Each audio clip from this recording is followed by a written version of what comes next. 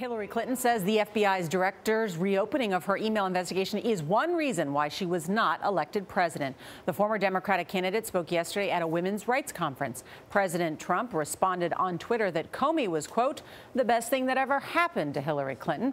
He also claimed the Trump-Russia story was an excuse used by the Democrats as justification for losing the election. Nancy Cordes looks at Clinton's latest reaction to her defeat. Nancy, good morning. Good morning. Clinton said she took some personal responsibility for her loss, but she didn't really elaborate on what she or her campaign could have done better. She did go into detail about the other factors she says led to her defeat.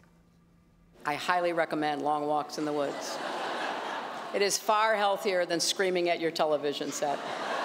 Clinton did not reflect on her failed bid at a gala celebrating Planned Parenthood.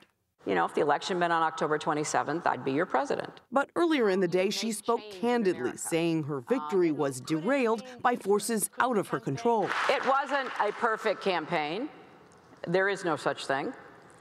But I was on the way to winning until the combination of Jim Comey's letter on October 28th and Russian WikiLeaks raised doubts in the minds of people who were inclined to vote for me but got scared off. Clinton also found fault in the presidential debates, which she said focused too much on personality. I was waiting for the moment when one of the people asking the questions would have said, well, so exactly how are you going to create more jobs, right? I mean, I thought that I thought at some moment that would happen.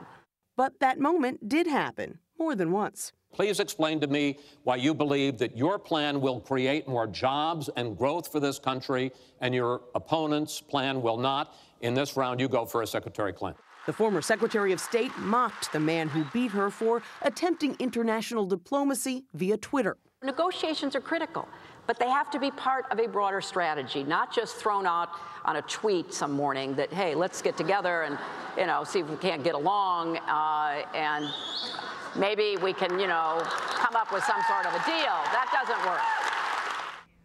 Clinton did say she supports President Trump's decision to launch airstrikes in Syria last month, but beyond that, she had little praise and even described herself, Gayle, as part of the resistance movement that has erupted in reaction to his presidency. All right. Thank you very much, Nancy. More to come from Hillary Clinton, it seems.